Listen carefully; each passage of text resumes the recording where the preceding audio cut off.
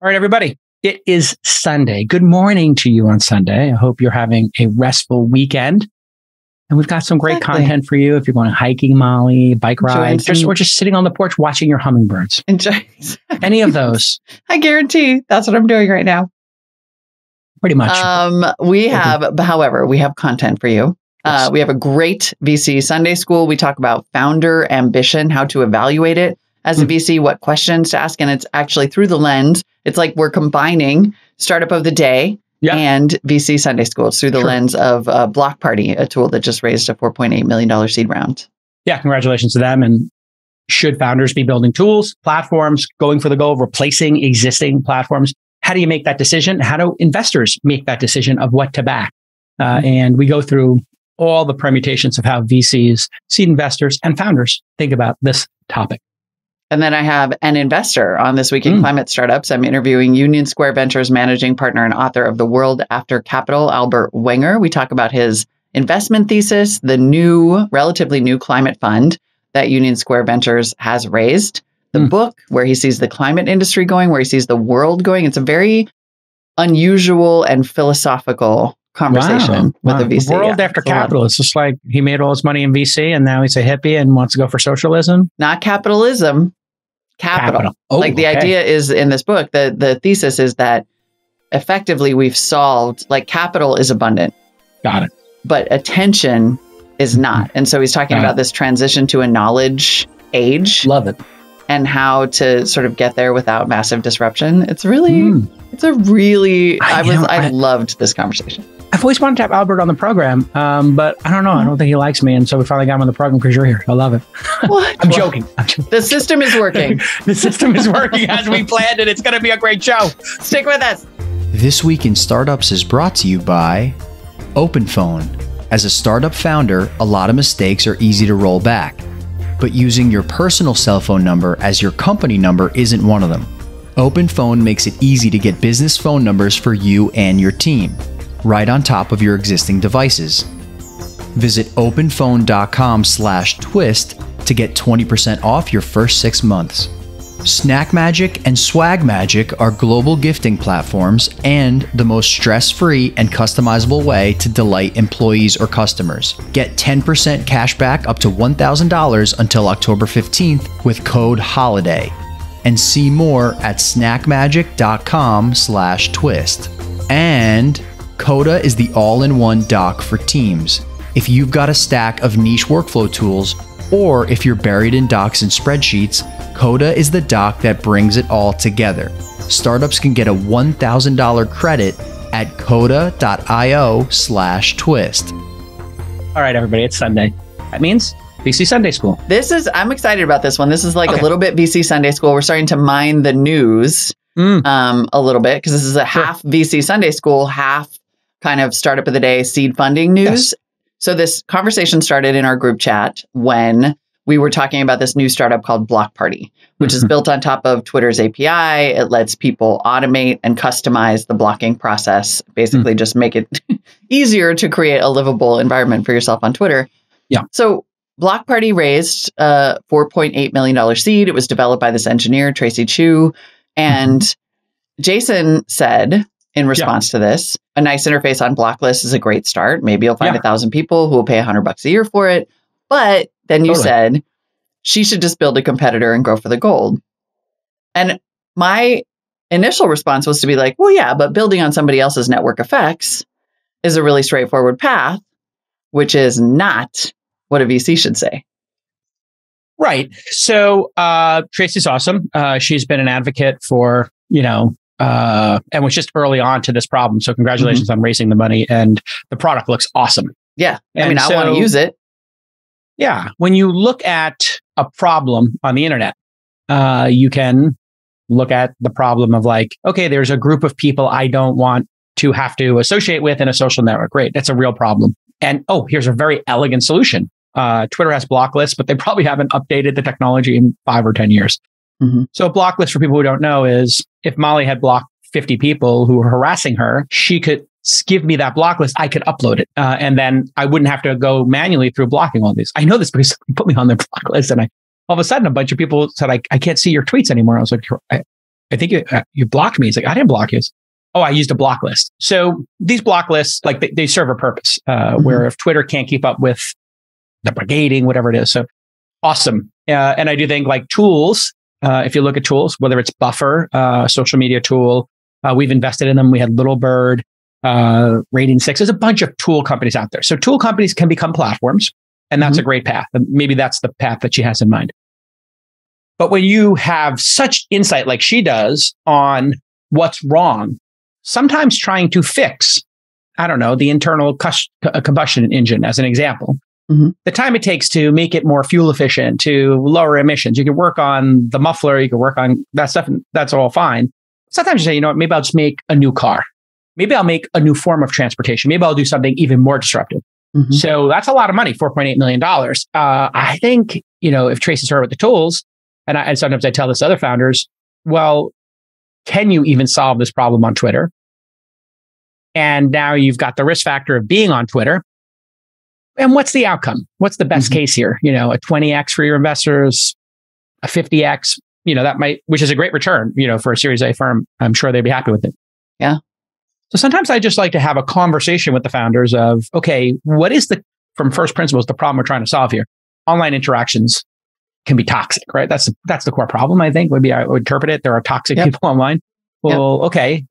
So you can block them and you can more efficiently get rid of them, or you could take a mental health break. I thought from the screenshots, that was the coolest thing. I need a mental health break, like just stop letting people come at me, which I have actually experienced recently, like enough.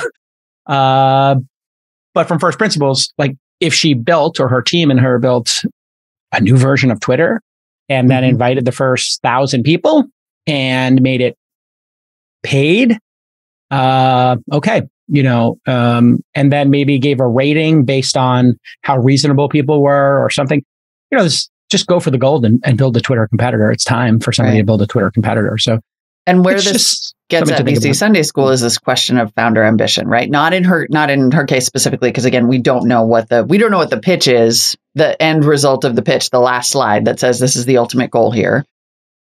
But it does lead to this question of sort of like, when you're talking to a founder, how do you evaluate? It's a little bit of the like power law, Sebastian Mallaby thread, right? The thread throughout that book, which is how do you identify an outlier versus somebody who wants to build something perfectly good that could have perfectly good returns, but not outsized returns. Like I talked to a founder the other day who was like, we think we could become one of the biggest companies, if not the biggest company in the world. And I was like, love that. This is where people get into conversations about TAM. So total addressable market. What is the total addressable market for a tool built on Twitter, a tool built on Instagram?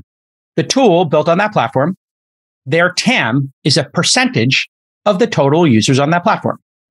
And then you can narrow that TAM. The total users on that platform who are English speaking, let's say, if you're going to start in that world, or have a credit card, or pay for software, right? So it might be that 70% of people in the world just don't pay for software, right?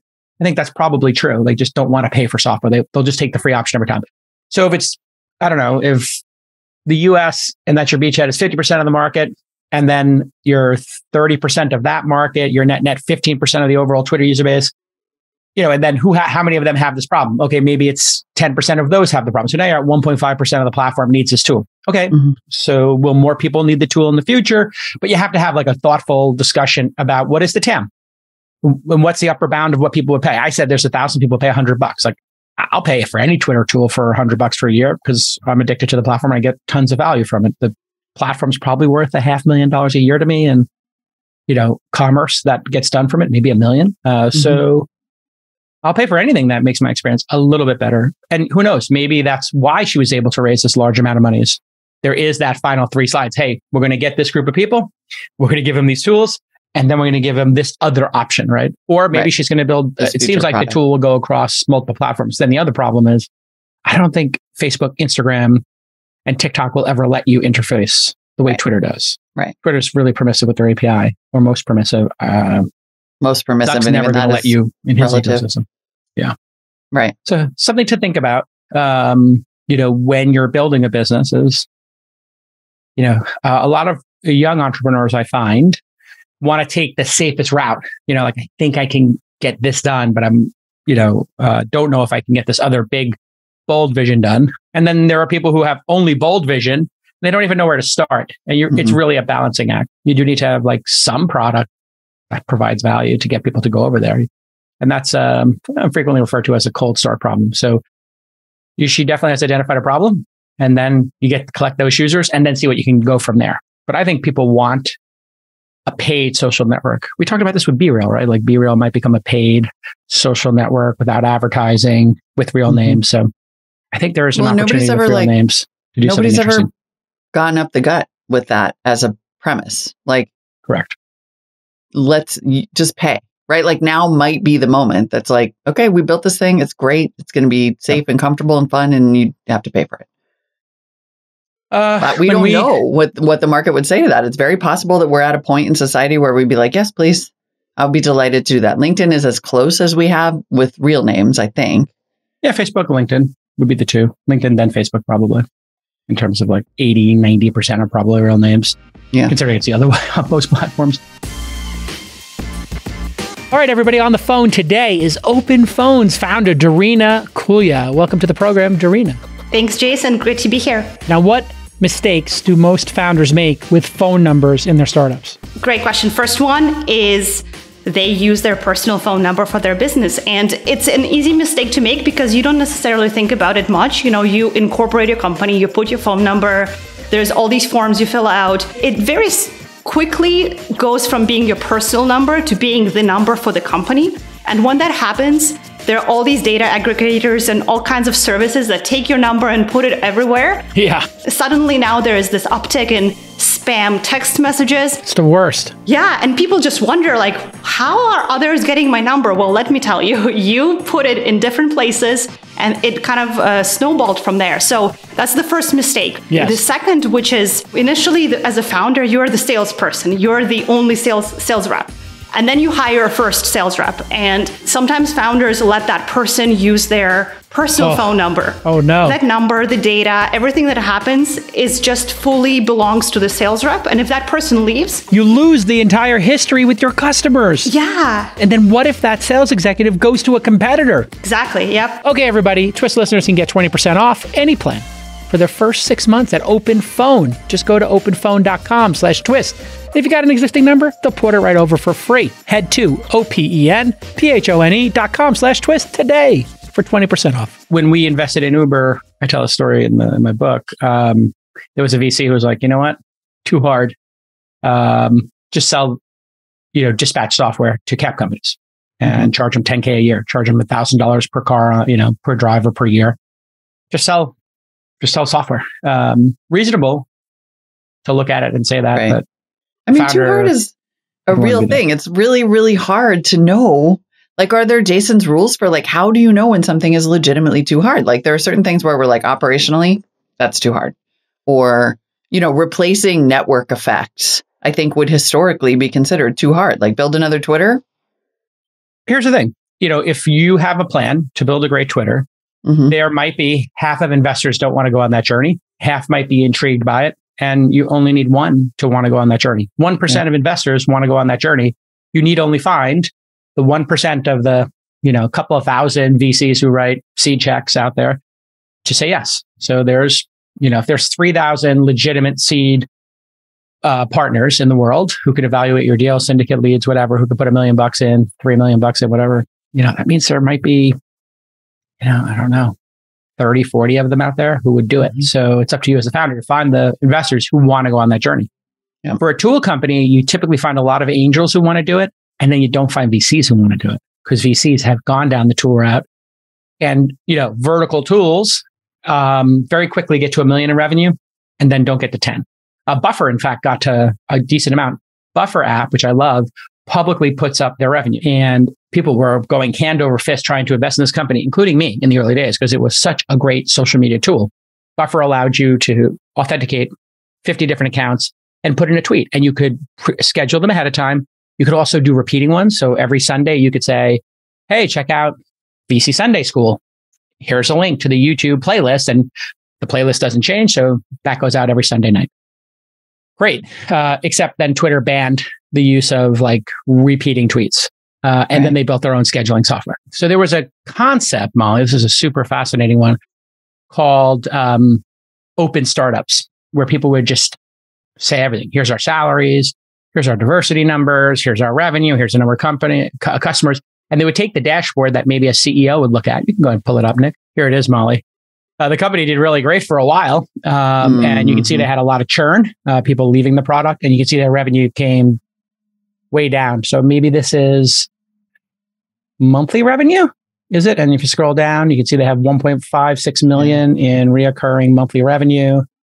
See their churn, etc. So that's a lot of revenue, right? But this is kind of as good as it gets in the tools. You have to then become a platform. Right. Platform be like HubSpot or Intercom or whatever other tool, started as a tool, became a platform. Lead IQ in our portfolio was a tool that became a platform. So there is a path there. There are limitations to these businesses. The headwinds to the businesses tend to be for tool businesses. People will make a cheaper version of your tool. So there's a lot of copycat SaaS. And one of the classic things to do is say, oh yeah, this person, like Salesforce costs, I think maybe $150, $200 per sales executive per month. And I've been pitched a zillion times on, we have a $79, it's half price version, or we have like a price that winds up being, $40 a month, but you pay for the year and we do 10,000 for up to 20 salespeople. So just different pricing, and so God bless you. That is the challenge of SaaS. You got to keep expanding the offering to provide more value, and you have to keep reaching more people. And then the core group that you met, they may not want the new features, right? Then you start to have product drift, it's called. So this is where platforms come in really handy, because if you have a platform, Salesforce then made a Salesforce app store. Odoo has an app store. People start building app stores so that you can get a long tail of functionality. Then you start taking some of their revenue. And when you're a platform like that, and you have an app store, revenue can scale, ideas can scale. So these are all things VCs have to keep in mind, and founders. But I think there are some seed funds that would love to do tool companies all day if they can get in at the right price. And then there are some funds that are like, why would we waste time on a tool company, right? We've seen the pattern before. And this is where pattern recognition starts to hit. And so I've been training our team at our investment meetings. Hey, if the founder's smart, they've got customers who love their product, they're making money, it's growing. In the early stage, do we need more? Because entrepreneurs are not static, they're dynamic. They're pretty dynamic, aren't they? So a lot of times entrepreneurs will start hitting these headwinds, roadblocks, limitations of their first business model, their first thing. And they'll say, hey, we're hitting a ceiling. Oh, newsletters are great, but they're only going to get us to a couple million in revenue. We should start doing some live events. And, maybe we should have a social network where people talk about the news. That's what I did at Inside. It's like, okay, the newsletter business, I can see where that's going.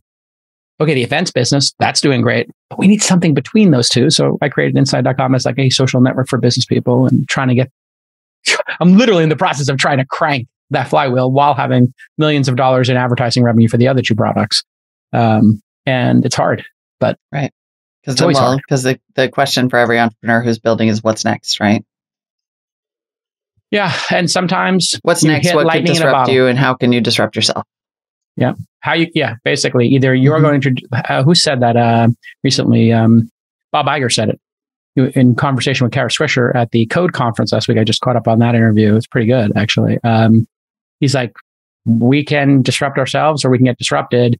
And that's when they started looking at, wow, we're licensing the Marvel characters to Netflix. Netflix is getting all these subscribers. They got Daredevil and all these great shows over there.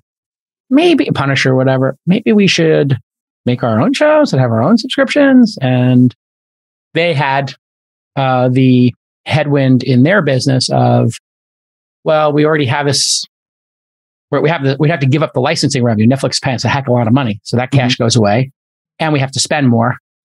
And we have these people who resell ESPN and our other channels. They're going to piss them off when we say we're going direct.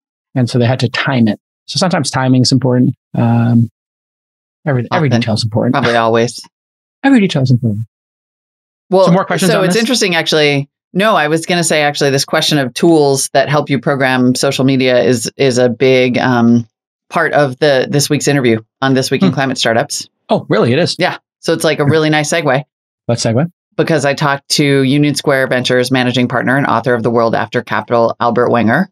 Oh, smart. And yeah, super smart. This book is so interesting. And one of the things it talks about is how all platforms should be programmable by the user. Like you should, effectively have like a bot that can interact with these outlets on your behalf. And that includes banking, it includes whatever it is. Like you should be able to program it to work for you instead of waiting for the algorithm to force things on you. Hopefully he's been talking to Tracy Chu. But it's also a super interesting interview about his investment thesis, the book, and then where he sees the climate industry going, because Union Square Ventures closed last year $162 million climate fund. And so he's got some really interesting ideas about where climate investing is going. It's like a great conversation with a legend. I was super delighted. Who, by the way, side note, uses Linux. Yeah, there's a lot of those weirdos out there. It's still happening. It's still happening. I couldn't believe it. I mean, with the browser, you can, if you have a Chrome browser, a decent browser, that's all you need. You can use any operating system and get 99% of the web done. I mean, I was addicted to Chrome, and the only thing that broke my Chrome addiction was Zoom. If Zoom could have figured it out, I would have still been on Chrome right now. But Zoom does not support Chrome, and Zoom became so big. But I was using Chrome at the office for everybody. Man, did everybody get more focused? And then Chromebooks? Are you talking about Chromebooks, you mean? I had what's called a Chrome box. Chrome OS. Chrome OS and what's called a Chrome box. You put the Chrome box on the back of a wide monitor, Molly. Productivity goes way up. People follow me on it first and they're like, oh my God, this is like the most elegant, simple operating system. Yeah. No apps, nothing crashing, no iMessage, iPhoto grinding your machine to a halt. Yes, please. It was so dope. I really would like to get back to it, but that we had a company on that makes a laptop that you can swap out the parts for, like chiclets, so you don't have to throw your laptop away when you're done with it. You just switch out a bunch of like little ports. So if you wanted to put a memory card reader in, or a new USB standard comes out, you could put it in. Your Thunderbolt changes, you put a new one in, a new hardware. And they just came, I think, what was it called, Nick? The Foundation laptop? It was incredible. And so they just came out with a Chrome version of it that Google is officially supporting. So Framework laptop, a shout out to them. So they do Windows, they do Linux, they do all kind of stuff, but they're now doing a Chromebook. So I may buy one just for the fun of it. I loved Chrome, the efficiency of it. Yeah. All right. Can't wait for this interview. Idea. Anyway, yeah, it's great. Fantastic. It's a really great, super old school, interesting interview. All right. I want you to beat the holiday rush this year with SnackMagic and its newest partner in crime, SwagMagic. SnackMagic and SwagMagic are global gifting platforms. It's a stress-free and customizable way for you to delight your employees or your customers. They use software to help recipients build their own snack or swag stash. And all you need is a recipient's email. You don't need their shipping address, right? Because that's always a little bit creepy. People are like, oh, I want to send you something, JCal. And I'm like, I can't send it to our office because we don't have one anymore.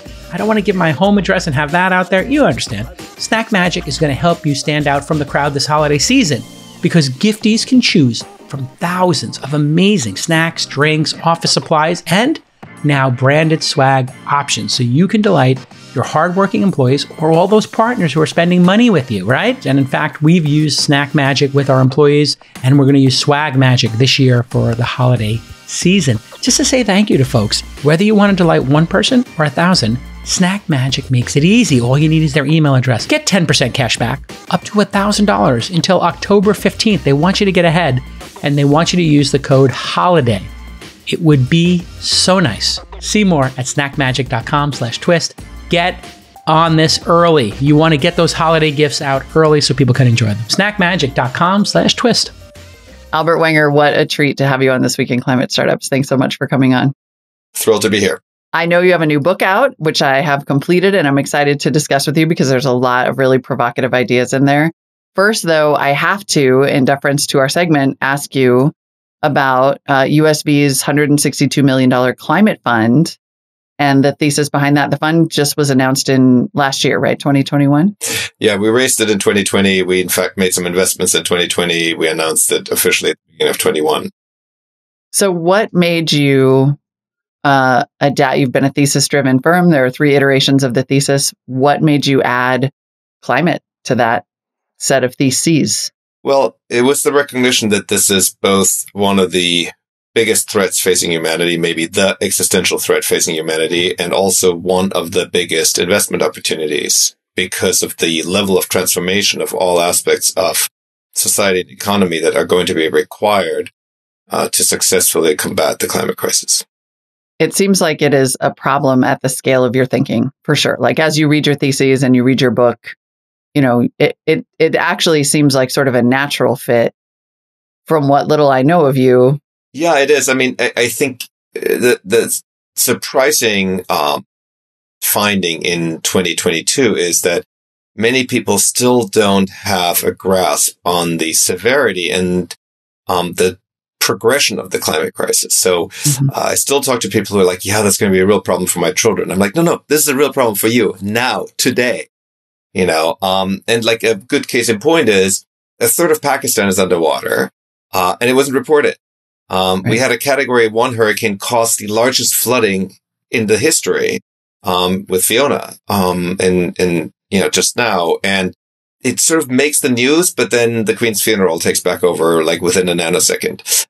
And so the biggest surprise to me, and to us at USV and all of this really is that we were, in a way, the first sort of big brand name firm to have a dedicated climate strategy. There've always been sustainable and climate firms that have been at it for quite some time. But in terms of sort of the big firms that made a lot of money in the digital revolution, we were the first to have this separate thesis. And the big surprise wasn't for us so much that we thought it was logical to do, but rather how many people still think this is kind of a future problem and maybe that it's actually not as big a problem as it clearly is. One thing that I find particularly interesting about your thesis is that you invest in both mitigation and adaptation, which is somewhat, when I started actually covering climate solutions as a journalist before becoming an investor, it was through the lens of adaptation and resilience, which has been a little bit of an underreported piece of this and certainly underinvested. I only know of one other firm that invests in adaptation.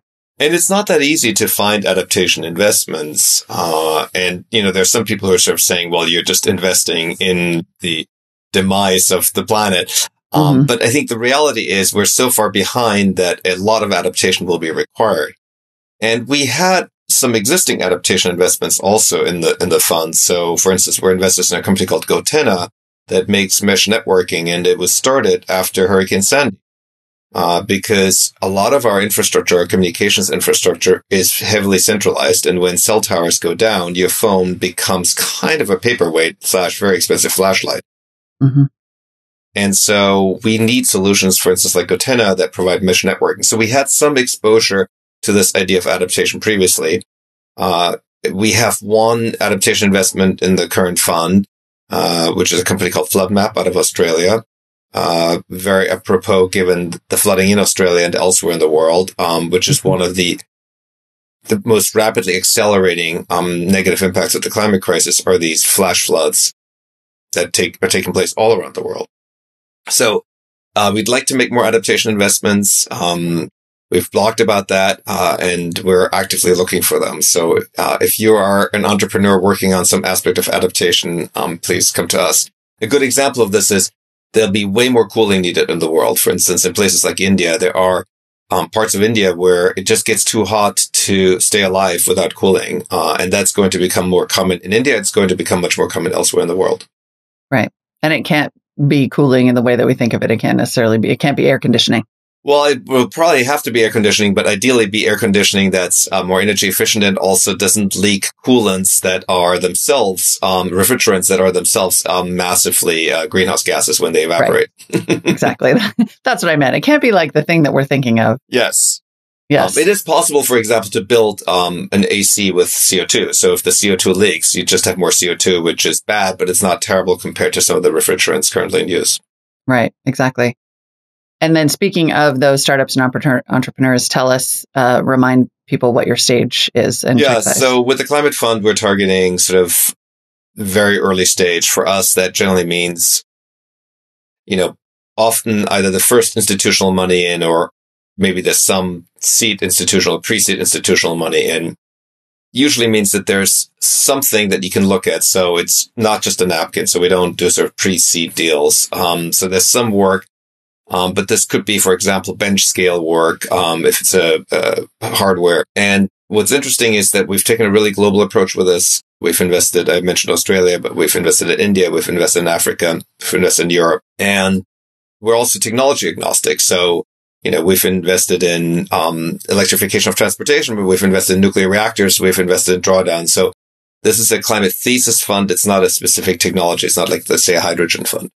Right. It's opportunistic in that way. But it sounds like you are open to pretty hard tech, to commercializing R&D, maybe? Oh, absolutely. The climate crisis is a physical problem, and it will require physical solutions. It is not going to get solved by software. It doesn't mean that software won't play a role. For instance, many of the startups in our portfolio that make hardware use software extensively to simulate the hardware. So a lot of them are doing a lot of development in silico before they ever build any real hardware. But it is a physical problem. It needs physical solutions.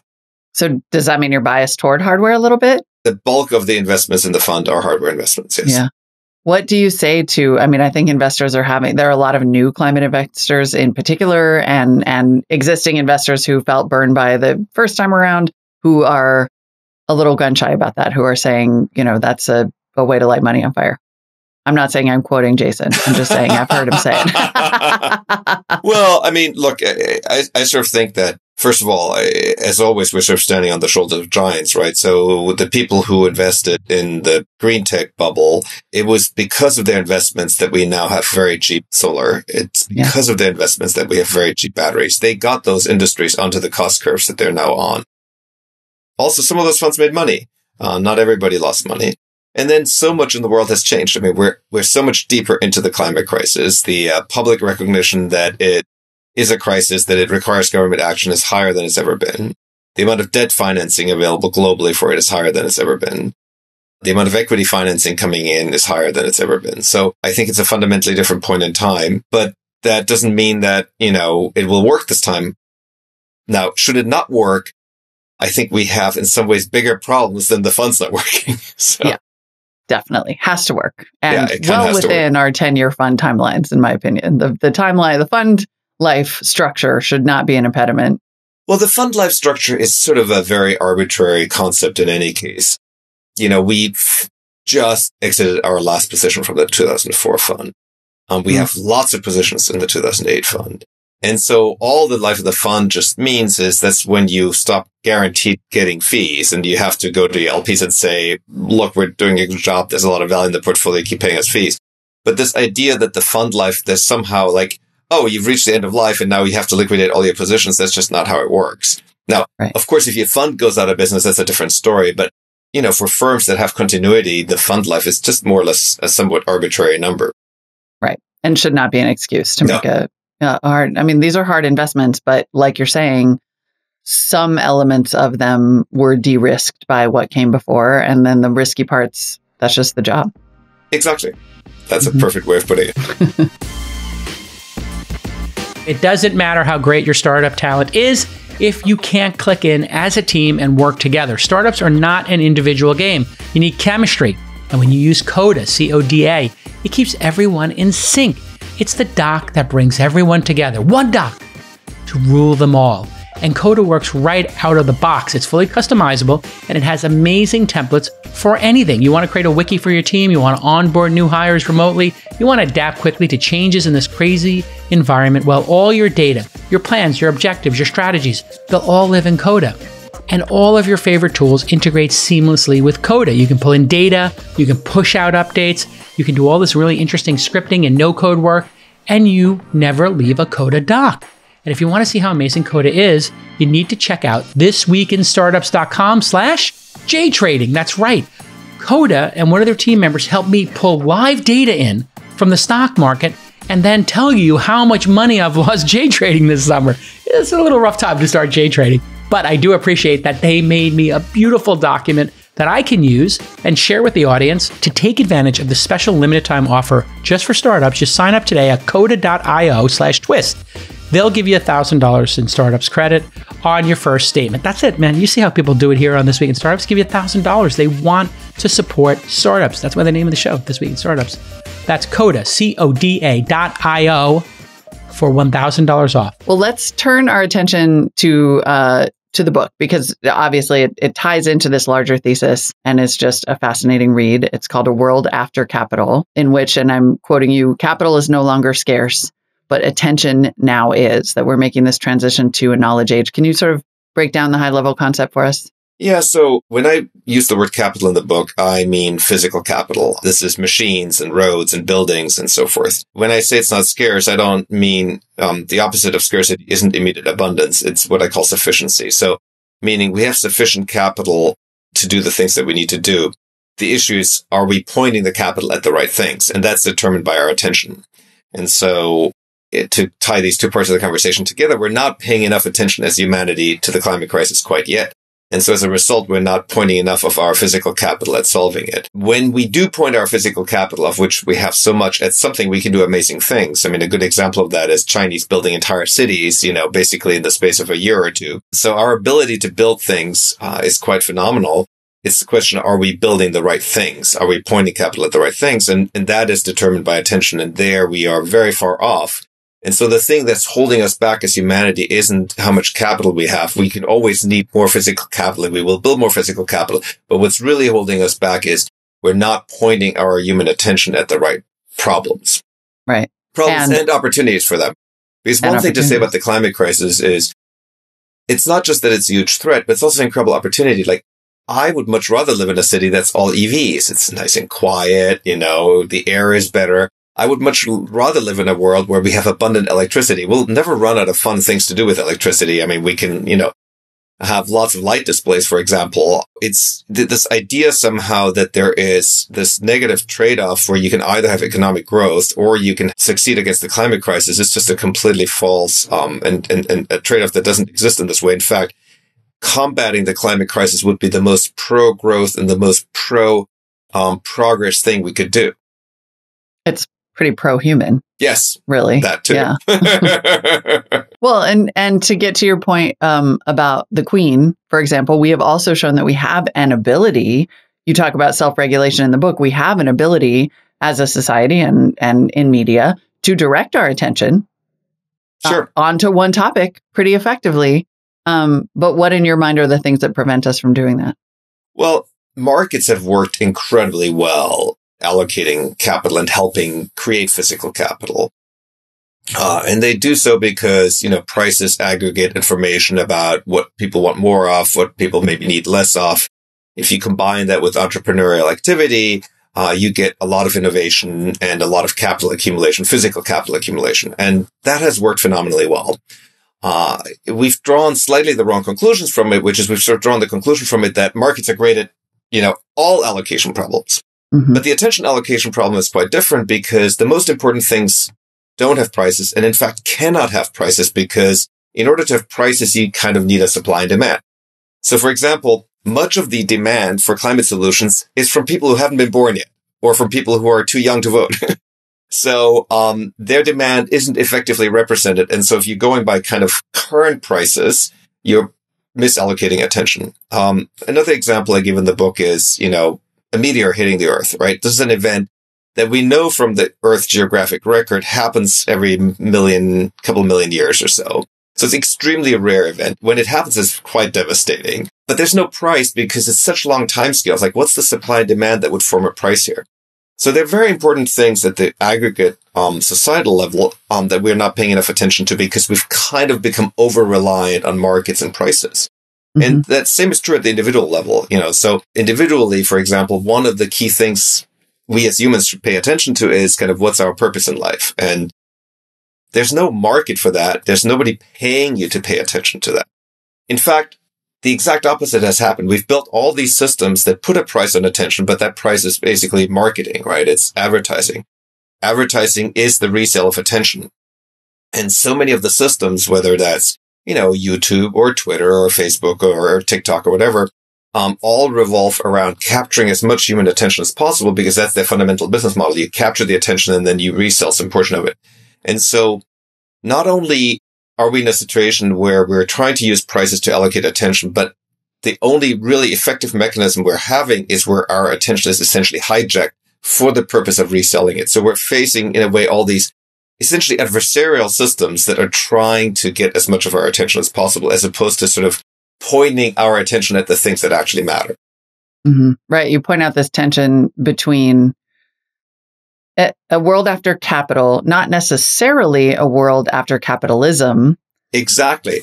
But that there is a tension there because capitalism in some ways does not want to solve our attention problem, even if the meteor is coming. That's right. And Don't Look Up obviously was, a fictional version of that. Pretty on the nose. Yes, on the nose. Very on the nose. But my point about capitalism is it's very good at solving a certain type of problem. Yep. It's bad when you try to use it to solve every problem. And also, because we've been running it for some time, it's actually solved many of the problems that it's good at solving, which almost by definition means that the problems that are left over are the very problems that it's not actually good at solving or that it has created itself, right? And so I look at this very similar to the transition from the agrarian age into the industrial age. Mm-hmm. It's not that we stopped doing agriculture. It's just that we compressed the amount of human attention that was required for agriculture. So if you go back to agrarian societies, they had 80% of all of human attention was focused on agriculture so that 20% of people could do something else. And we have successfully shrunk that in most parts of the world to below 10%. So we still do agriculture, but it takes up much less of our attention.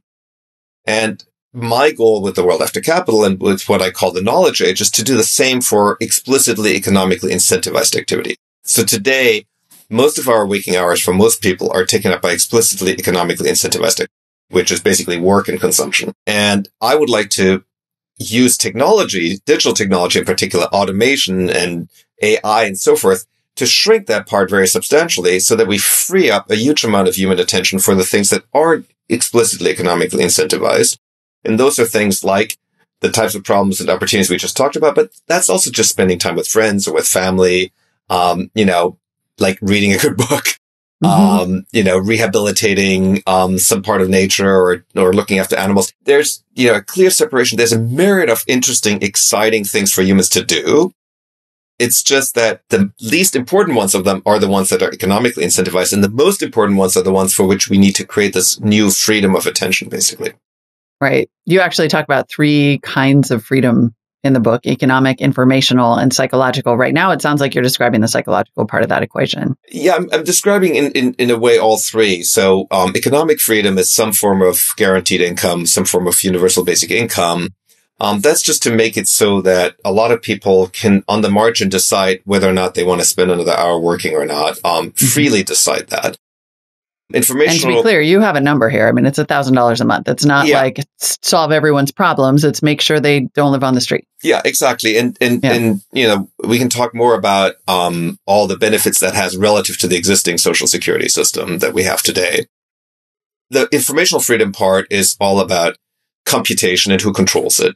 So I should be able to program YouTube, not YouTube programming me, right? And fundamentally, we all carry supercomputers in our pockets.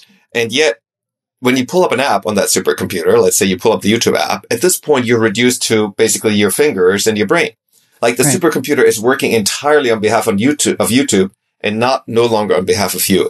So informational freedom is all about how do we fix that? And then psychological freedom is sort of our brain evolved in a world where when you saw a cat, there was an actual cat.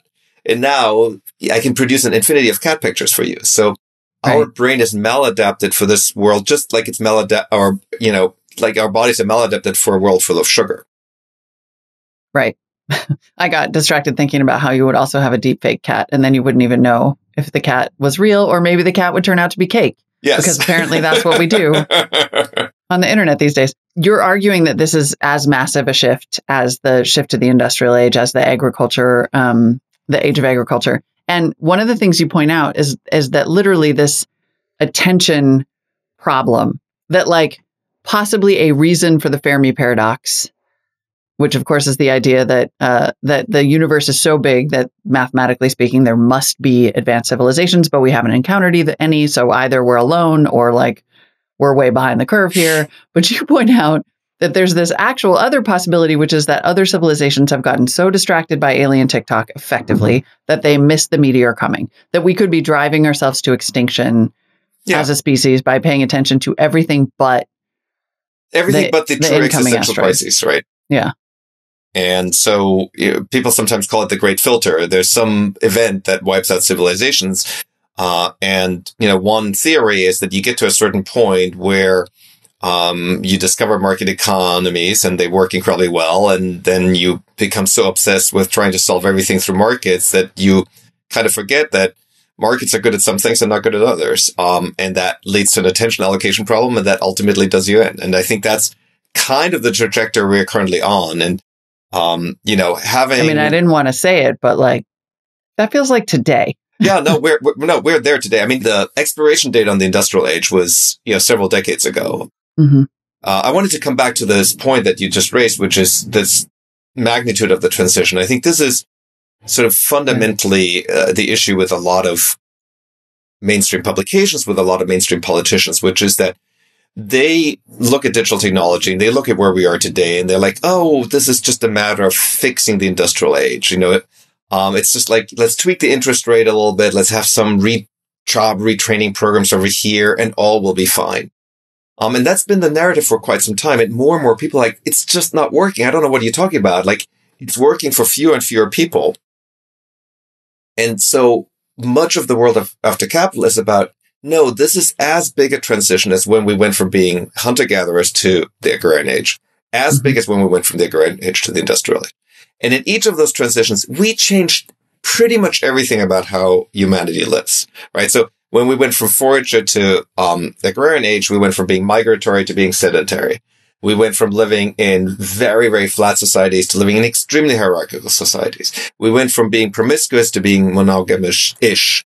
We went from having animistic religions where every rock, every tree had a spirit in it to theistic religions. So these are massive, massive changes. Yeah. When we went from the agrarian age to the industrial age, again, massive changes. Went from living in the countryside to living in the city. Went from living in large extended families to living in nuclear families or no families. Went from lots of commons to basically all private property. Went from great chain of being theology, where basically religion said, look, you're a farmer. I'm going to tell you how to be the best possible farmer, but you'll never be a noble person because, you weren't born one. It's so tough. We went from that to the Protestant work ethic, like the harder you work, the better off you'll be. And by the way, there's nothing sinful about that, right? So we've changed just about everything twice. And the big mistake that is being made at the moment is this idea that we've reached some end of history where we don't need to change things again. Right. Or where it's just incremental tweaks to the system, as opposed to, no, this is a transition that's as profound as those prior transitions. Everything needs to change. And so, when I sometimes talk about universal basic income, which we talked about briefly, and when I sometimes talk about the need to change, who controls computation on these devices, and when I talk, people are like, you're crazy. We can't change everything. And I'm like, no, it would be crazy not to change everything. The precedent says that when our technological capability changes fundamentally, and digital technology is a fundamental change in our technological capability, we have to change everything about how we live. And the longer we delay that, the worse it will be. Right. Because currently you're speaking about it actively. We have to change. But what you're also pointing out is that we will be changed. Exactly. And that this book is an effort to sort of contribute to a discussion that could engineer a softer landing than some of those transitions have had in the past. The transition to the Industrial Revolution and the Agrarian Age were terrible. Incredibly violent and terrible. Incredibly violent. We wiped out all the foragers. That was the starting point. Literally, basically, we left a handful of foraging societies. Mm-hmm. The second thing is the early Agrarian Age was awful too, because we were terrible at agriculture. So there was mass starvation all the time. Mm-hmm. There was all this infectious disease that was being transmitted from animals, and we didn't know anything what to do about it, all the way up through the plague. So that was a terrible transition. And then the transition from the Agrarian Age into the Industrial Age was a series of revolutions globally, and then 2 world wars. We didn't really fully exit the Agrarian Age until the end of World War II. So we have 2 examples of really horrific transitions. And now that we're midst transition, there is the hope that maybe we can sort of read history and be like, oh, no, we should be doing this proactively. I would say that, the jury's still out. I think we could still do it proactively. I still am optimistic that we could get our act together. But there's also this other narrative where we just are so far behind on the climate crisis and continue dilly-dallying. And so what's going to force all those changes will be the climate crisis as it unfolds and as it gets really, really bad. And in we're getting small previews of this, like, a third of Pakistan being underwater. Yeah. Which makes to bring us back full circle, which makes the attention part of this so important, because at this point in history, we have all the knowledge that we need. We literally this is the access to the world's information and all of the history that you're talking about. And the only excuse for not getting it right would be not paying attention. That's exactly right.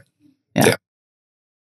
And it's a hard problem because you're faced with adversarial systems. So it's easy to spend hours on YouTube watching the wrong things. It's much harder to spend hours on YouTube watching the right things. I mean, YouTube is this perfect example of there's all the most amazing content on there. You can get everything explained from, general relativity to how to fix your dishwasher, right?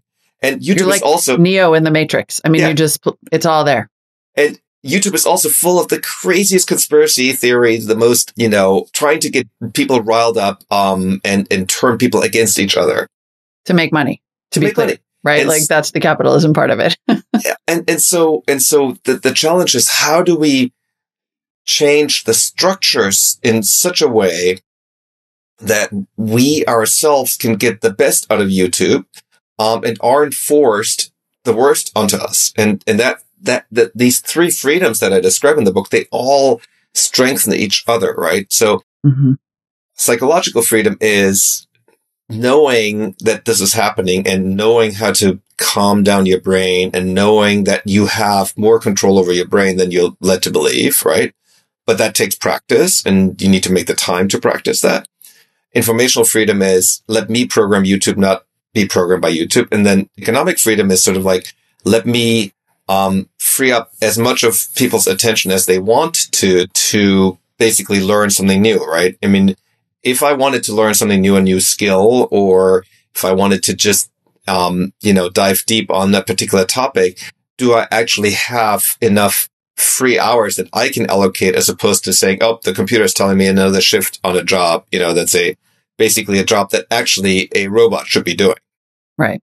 Or it's a life or death situation. I have to keep doing this job. The computer told me, and this is how I get my health insurance. Yes, exactly. It's not optional. Yeah.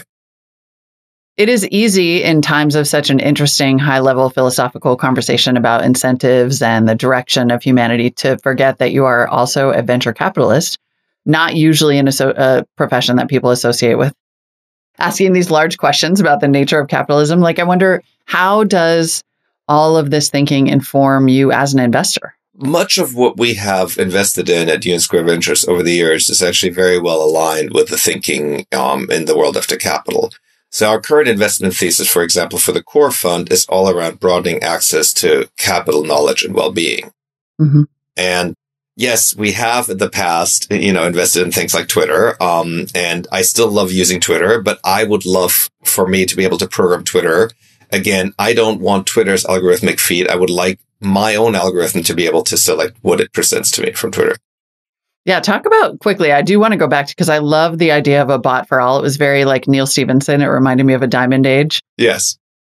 This idea that you would have an agent, a digital agent acting on your behalf to do the things that you want. Yeah, online. I believe basically all systems ought to be programmable, right? So meaning Twitter ought to have an API, Facebook ought to have an API, Amazon ought to have an API. Anything I can do in the app, I should be able to do programmatically, so that I can have software that acts on my behalf, that represents me. Right now, literally, as I said before, when you hit an app, you're reduced to your thumbs, and while you have a supercomputer at your command. So basically, just trying to invert the power balance. And by the way, all of these apps run on APIs. It's not like companies would need to build anything new. The API is already there. And there's also ways to deal with the economics of this. You could say to anybody, look, if you want to use Twitter programmatically, there's a monthly subscription fee, and that's roughly what the ARPU of a free user is, right? So I do think all of these are manageable, and we are seeing some areas where regulators have gotten this right. Open banking initiative in Europe is a good example of that, where bank accounts have to come with an API. And so your bank can't really lock you in by saying, set up your bill pay over here. And by the way, you'll never migrate it because it's way too much work. If I can have an API, I can have my bill pay set up, and I can layer new services on top. So there is both precedent for that, and there is a way to do this that would fundamentally change the innovation landscape, would let us innovate on top of these systems, as opposed to having these systems sort of be the end state of what computers do. Right. So really, in essence, you are exactly the type of person that a venture capitalist should be. It should be our job to say, how do we disrupt this system? How do we be adventurous, add venture capital? Yeah, it's a pro-innovation stance. It's a stance that says there isn't an end of history for society. There isn't an end of markets. And that any time that you get to a situation where large companies dictate the pace of innovation is kind of a bad outcome. And that's where we are today. The book is called The World After Capital. It is available for free. Digitally for free. And I was like, I know I got it because I have Kindle Unlimited, but I wasn't sure if that was like a real... Well, somebody uploaded it to Amazon. That wasn't actually me. I have to sort of figure out. It's totally fine because I want the book to have distribution. The whole idea of the digital copy being free is that as many people can read it as possible. And then if you want a nicely bound and typeset version, you can pay for that. Albert Wenger, thanks so much for the time. Where else can people find you should you want them to, especially if they have these wonderful adaptation and mitigation ideas? I'm just Albert Wenger on Twitter, and I'm Albert at USV.com. Albert, thanks so much for the time today. What a great conversation. My pleasure. All right, everybody. Thank you for listening. What a week. What a week. Oofa. What a week. And more to come. More to come. Who knows what next week will bring? We do know one thing, though, which is that we'll have another crypto roundtable on Wednesday. So that you can count on. Bank on that. You can bank on that. You can bank on Lawn on Thursday. Yes, this week in streaming. And we'll have caught up on Andor. So that's your homework. There should be 3-4 episodes out. So we'll talk about that. Who knows? Maybe Molly will actually get back in and watch House of the Dragon. Like Megan Thee Stallion.